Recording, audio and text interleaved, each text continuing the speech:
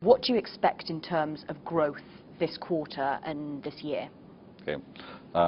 First of all, let me do a very brief introduction in terms of in order to understand what the Georgian story is about, one must have a very precise idea about the country for the last 10 years and the developments of the last 10 years. And usually what one would think of Georgia, oh, it's an ordinary post-Soviet, former Soviet Union country.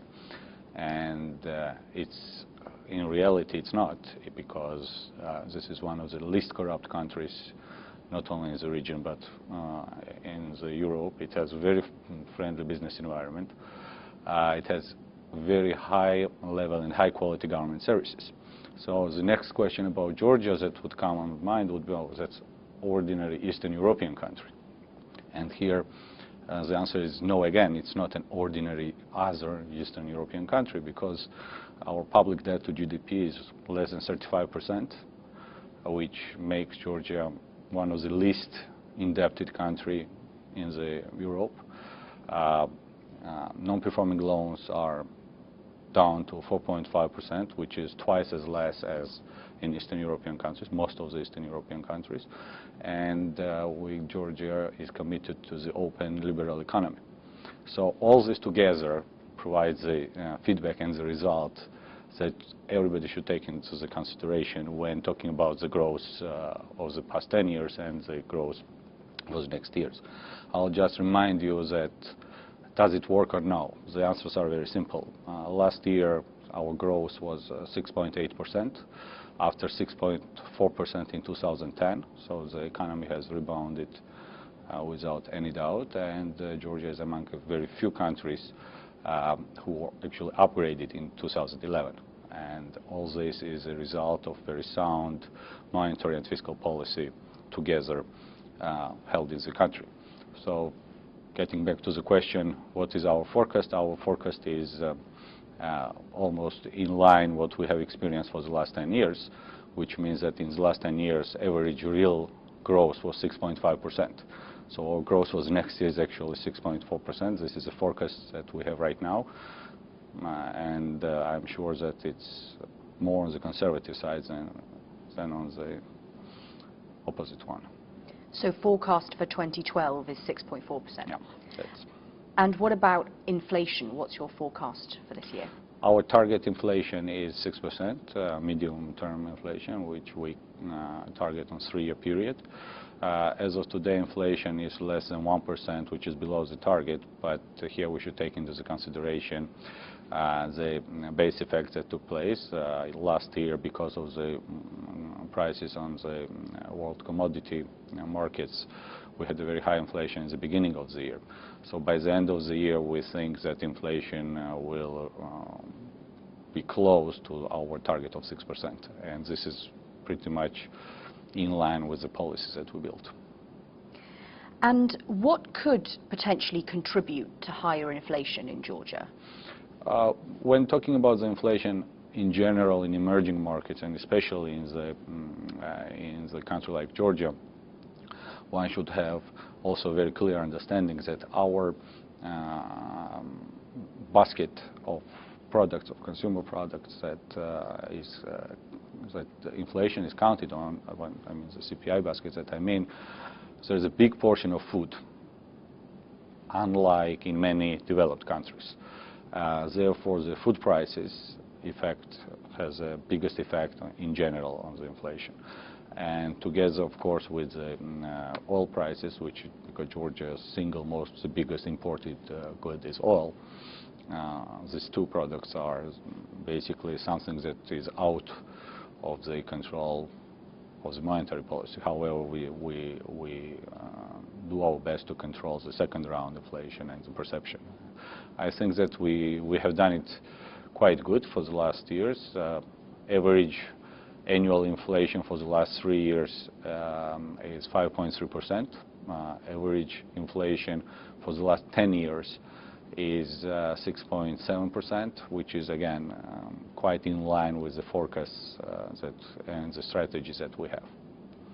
You mentioned oil there having an effect on inflation. Do you expect oil prices to keep rising, and how will that affect you? Well, It's very hard to predict at this point what will be happening in this market. But however, yes, of course, the prices on oil is the single largest item that influences the CPI basket. However, on the other hand, I think that when we talk about how much is the influence, I think it's still manageable in general under the program that we have again. So what is that program that you have in order to counteract that effect of rising oil prices? Okay, first of all, I should say that Georgia has a very prudent and disciplined monetary policy as well as fiscal policy. In general, the total government expenditures are kept under 30% of GDP.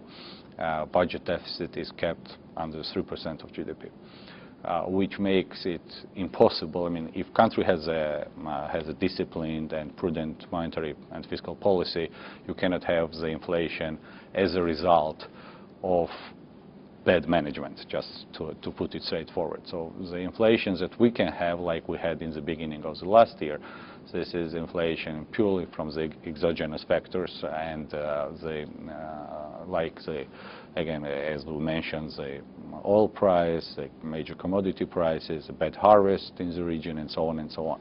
But all this is something that have been dealt quite well last year, and this year is something that, from the pure inflation point of view, we don't think is a big challenge right now for Georgia. I mean, of course, Georgian economy has challenges. One of the biggest ones that I would say right now is the pressure on the appreciation of the currency and appreciation of real effective exchange rate. So we have the challenges in the structure of the economy itself and the productivity and many other things. But these are the challenges which are not unknown to the emerging markets on the one hand, but on the other hand, these are the challenges which create the opportunity for the investors and the businesses and the room to grow. So that's exactly where we stand right now. I'll come back to those points, certainly. But Brent crude did reach a record on Friday. Do you expect that to continue? See, I'll avoid doing any kind of forecast because, again, doing forecasts is not a good thing for the central bankers. So I don't think that. So I don't want to do the forecast again, particularly on the what will happen in this market. But I think that there should be something really out of control in order for us not to have enough tools to control the effect. So coming back to inflation, it's sort of been on a downward path since mid-2011, and the central bank has sort of started easing monetary policy. But in light of the sort of improved global backdrop, you know, good domestic economic growth and the potential for high prices on the back of global elevated oil prices that we were talking about, do you think that policy, you know, of the easing monetary policy, do you think that's still appropriate? See, last year, basically, our put and our stake was basically on the idea that the inflation we had in the beginning of the last year was purely exogenous, and our major aim was to stop the second round effect. It was not an easy decision that time. That time we decided not to tighten policy because of the mentioned reasons, and it showed that we were right. I mean, the result showed that consequences of that policy were right. As soon as the prices stabilized, the inflation went down, without basically without hitting too much on internal demand and all other factors in this. In whole this story. So again, yes, we do have the tools.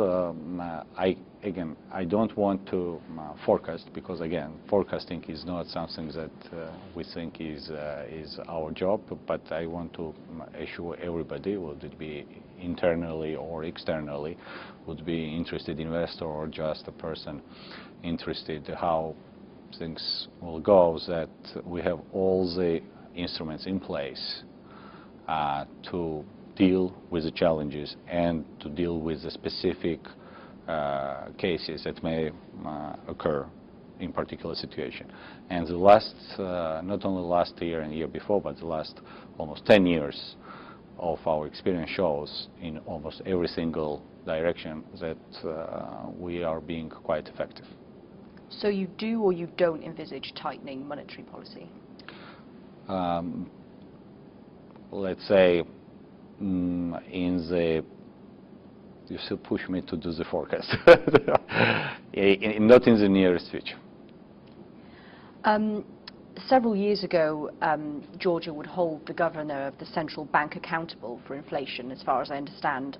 Why has this changed, and do you think the governor should be made accountable again?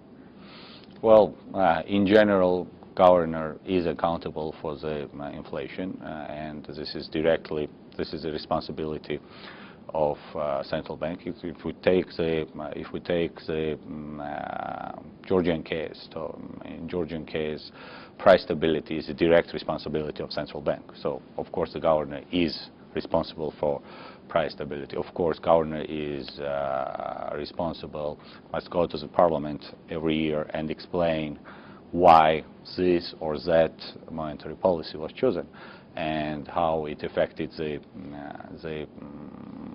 reality. So I don't think that any kind of responsibility has gone because of the changes introduced several years ago. What was basically changed, it was changed that there was no simultaneous responsibility for the governor of central bank. So the governor has a chance, as in any other ordinary country, to prove that if something went wrong, why it went wrong this way, or if something went okay, why it went this direction. So basically, I don't think that in any way today's responsibility is lower than it was before. Okay. And sort of, despite your economy has been growing at a fairly good rate, and the external backdrop's been improving somewhat. But what are the key risks that you see for the economy this year? Well, Georgia is a part of the global economy, and of course there are effects, the tendencies in the world economy which will affect Georgia. Yes, we do have a very strong growth, and we are very confident in the growth this year and the years after. However, the developments in our neighboring country, especially in Turkey, which is the largest trade partner of Georgia, is very important.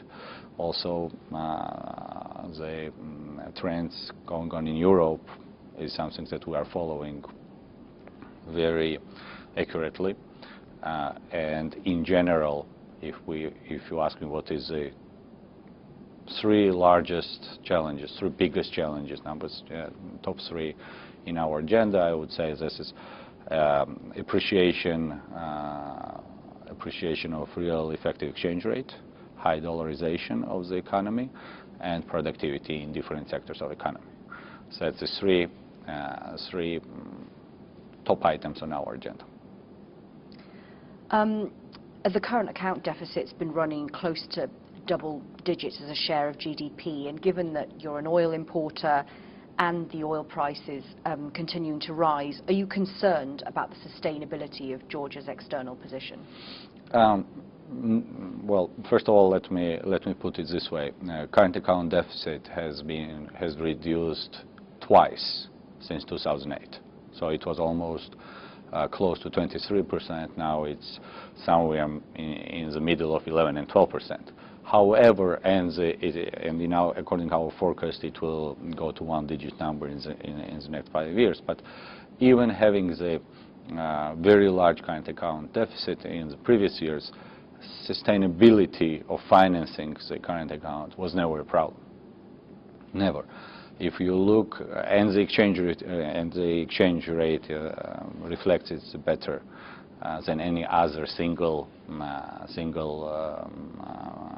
parameter. So basically, we have a we always had a very good track record in terms of the FDIs. We had a very good record of remittances, and in general, we don't have the problem of inflow. What is our challenge, as I mentioned before, not the actual financing of current account deficit, but the structural change of the economy in order to make it more productive, more efficient, and to make the growth sustainable for another 10 and 15 years. So again, I don't think that if you look in detail, if somebody will take a very close look how the financing of the current account is happening, then the issue of sustainability is there. It's not there. I mean, it's not a problem. We have almost inflows more than 40% of GDP. And this is actually vice versa. This is what creates a constant pressure on appreciation of the currency.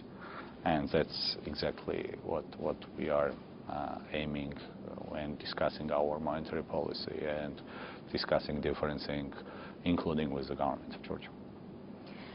You mentioned dollarization. I was under the impression that Georgia was against dollarization. Is that the case? And if so, why?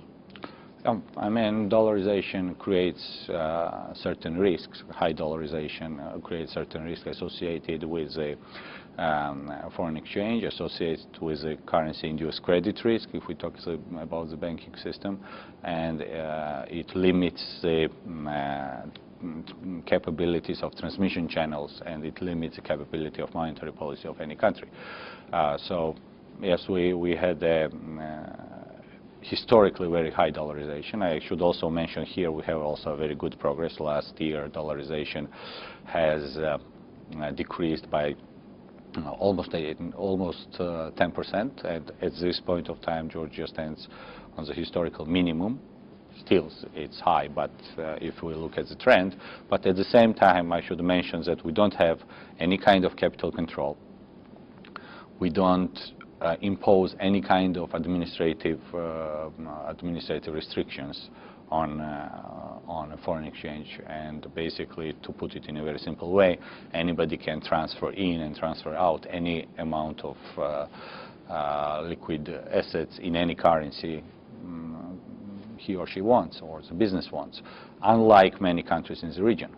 So basically, our strategy in terms of dollarization is built purely on the market mechanism, purely on the issues of confidence in local currency, and in no ways in the administrative restrictions. So that's, I think, what makes Georgia a unique case in this part also. I want to talk a bit about investments.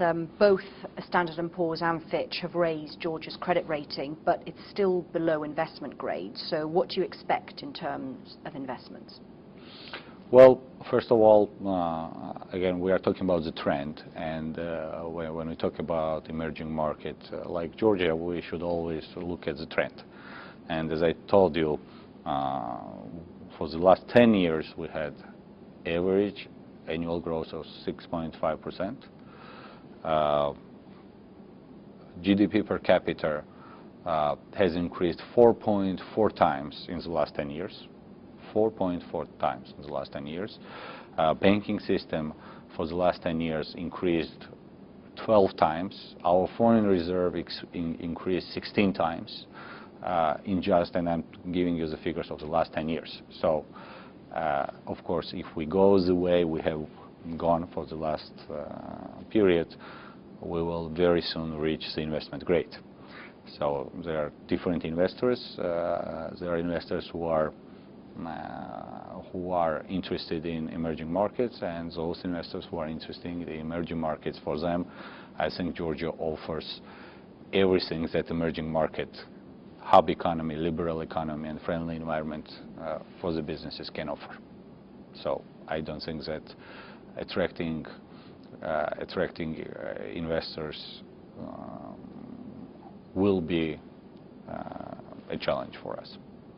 What sort of investors have expressed particular interest in Georgia? I know Qatar is one of them. Are there any others worth noting? There are a lot of investors, as you correctly mentioned. The investor base is diversified. It's Middle East countries like Qatar, as you correctly mentioned. We have our neighboring countries like Azerbaijan and Turkey. We have investors from US. We have investors from Europe. Right now, if we talk about the real sectors of economy, hydropower energy sector is something that is extremely attractive, and we see a lot of investments coming in this particular sector. Financial sector is something that is also always on the top in the priority list. I want to tell you that 95% of the shareholding of commercial banks is non-residents and diversified. So again, it's not about the lack of investor of any kind. It's about the timing, and it's about the structural change of economy and in general market of Georgia. So on the Eurozone now, how long do you think the Eurozone crisis will continue, and how will it affect Georgia? Well, first of all, my personal opinion is that the Eurozone crisis is much more political rather than economical. And I don't think that the model having one central bank and 17 ministers of finance is sustainable. So the case was with the European debt crisis now is very simple. There is a monetary discipline, but there is no fiscal discipline. And now there is a general discussion and general will to make the fiscal discipline also in line with the prudent policies. So I think that this sooner or later, and I think it will happen rather sooner than later, the political decision about the future, or the fiscal future of most of the European countries will be resolved. The influence on Georgia, we are quite lucky to say, is quite limited. Still, Georgia is not as much integrated into European Union and into those countries that now severely have severe problems. So I would say that effect would be rather limited, but at the same time, of course, you know that we are working on the free trade agreement with EU. We are working with the free trade agreement with US, and all these are the upside which makes the Georgian economy much more integrated in the European and US economy. And if this crisis would happen 10 years down the road, then of course we would see much bigger influence, much bigger negative influence on the country. But we were fortunate at this point of time not to be that much integrated. I mean, do you envisage the Eurozone collapsing at all? And if so, how will that affect Georgia?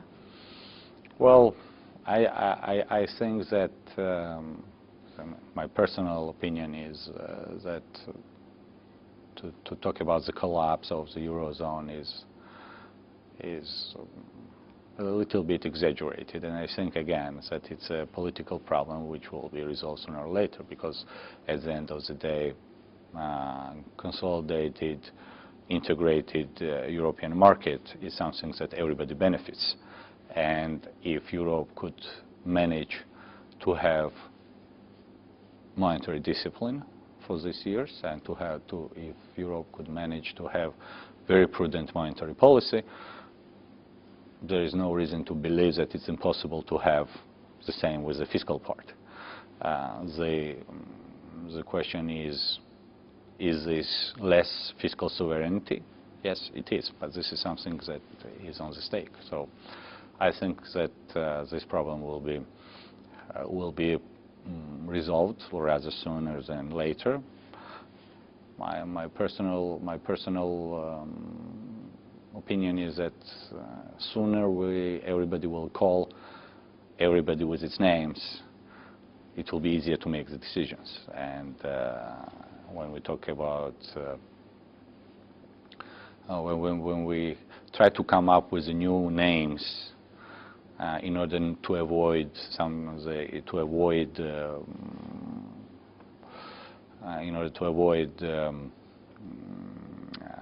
hard valuations. That's something which does not help anybody. That's what my personal thing. So what do you hope to come out of the EU summit, which is happening at the end of this week?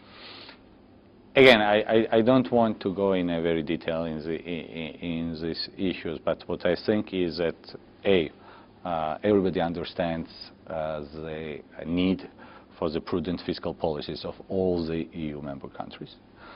When there is a common understanding for that, I think that there will be actions limiting or putting the rules for everybody. And there is something that should be done with those countries who right now are hit the most. And there are some decisions made, and there are expectations of investors. There are the large haircut rates that are discussed, and all of these are basically the tools which at the end of the day I'm sure will bring the results that everybody wants to see. Stronger Europe is something that everybody wants to see. And obviously central to the crisis are European banks. So I wanted to talk a bit about banks in Georgia, in fact. Bank of Georgia is listing on the London Stock Exchange tomorrow, and one interesting thing about it is that it's actually better capitalized than, than most UK banks. How does Georgia's central bank influence this, if it does at all? One thing that we should mention in the first case is that Georgian banks are very prudent and very well capitalized.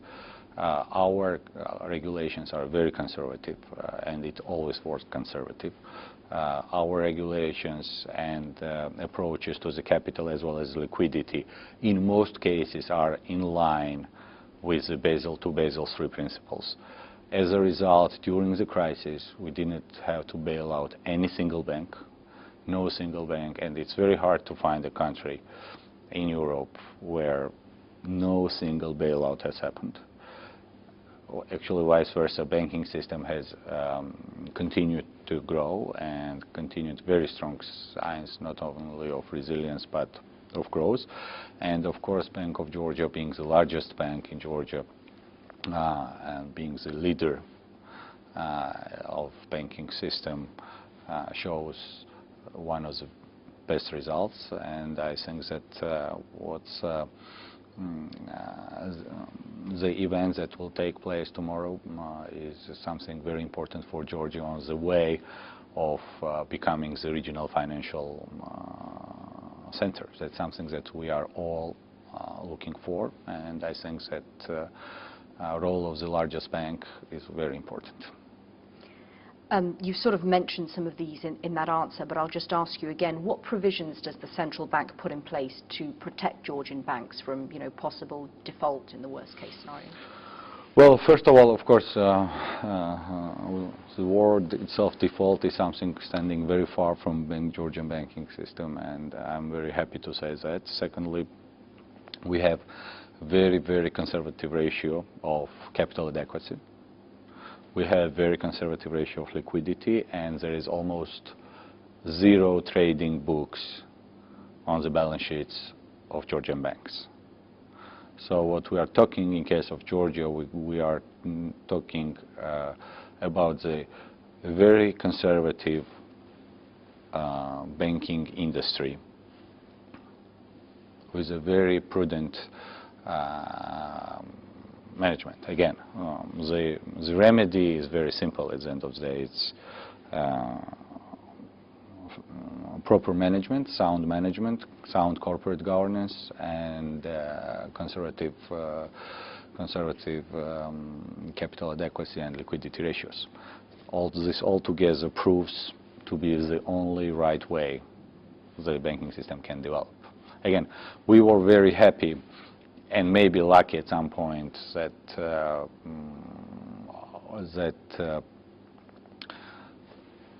leverage of Georgia, indebtedness of Georgia as a country, and the indebtedness of its population is below the rates that most of the European countries have. So to put it very straightforward, Georgian population is not indebted and it is not leveraged the way Western European population of Western Europe and the US. So this is the way, and this creates, of course, the room for growth. And this is the way the Georgian banking system will be developing, but we will be at the same time making sure that we don't do the same mistakes that other countries did. So for us, actually, it's very important to focus and to analyze what was happening with most of the European countries and the financial systems, what was the developing path of the United States and other countries, so that, again, for us it's very important not to follow the mistakes, but share the successes of the system. That's, in one word, what is our strategy. That sounds almost utopic. I mean, does it not mean that access to credit is more difficult in Georgia? Well, I wouldn't say that. I think that the risk appetite and the attitude towards the different sectors, especially the potential bubbles of real estate and some other parts, are more deeply understood and analyzed by the banks. Again, I can't say that it's hard to get the credit in Georgia. I mean, if we look at the figures, I mean, the answers are figures. In 10 years, loans to GDP has grown 3 times.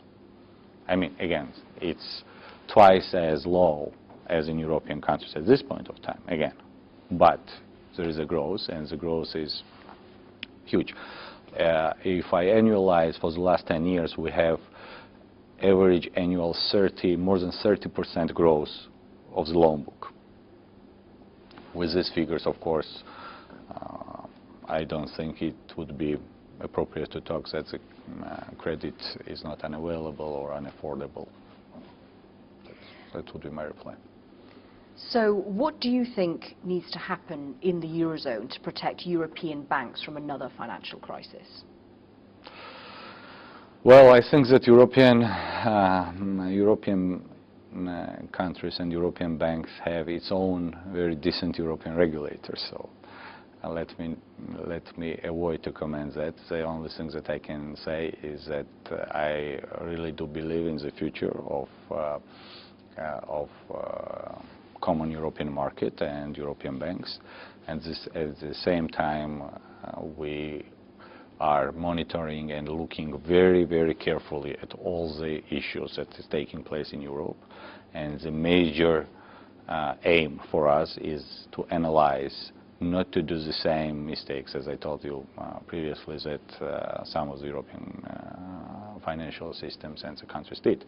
At the same time, again, Georgia is a country and Georgia has a government and authorities who are trying to build the hub economy, liberal economy, business-friendly economy, and it's what is happening actually. It's not only the plan and the will, that's what is happening. And in this way we will be analyzing all possible scenarios, when we'll be analyzing all possible solutions that our colleagues will be coming up in the next years. Do you ever envisage joining the European Union and/or the Eurozone? Well, I think that the most important part is a free trade agreement with EU, which will grant the access to Georgian producers and Georgian businesses to the EU market. And this is a process which is right now in the very active stage of negotiation, and I think that this is a very big upside that will be taking place in the next years. I think this is a single most important factor that right now will be influencing the growth and the economy of Georgia. On the issue of joining EU in general, this is an issue for politicians, and central banks are not politicians, so let's lose the other issues for the political debates. But do you think Georgia would benefit from joining the Eurozone? Of course, too. I personally think that at some point of time it's inevitable for Georgia to become the member of the European Union family. I mean, Georgia is a European country. It has a very deep and big culture, and I think that the whole Europe will be only gaining, becoming more diverse and more richer by Georgia being in rather than out. But the Eurozone as a currency? Well, let's see. So let's leave something for the future. It will be very interesting. It will be very interesting time for the EU. It will be a very interesting time for EU neighboring countries, and I'm sure it will be very interesting and challenging and good time for Georgia. I mean, if we can manage to repeat the same story of success in terms of growth in the next 10 years as we had in the last 10 years, Georgia will become one of the leaders, so-called high growth countries. And this is something which is our primary aim, and this is something we're headed to. So no plans to join the Eurozone? Don't think that would benefit Georgia? I think that free trade agreement with the EU is something which is the single most important factor affecting the economy. And I think that at some point of time, Georgia will become the full member of European Union family. But let me not to comment on the more specific issues on that case. Great. Thank you very much.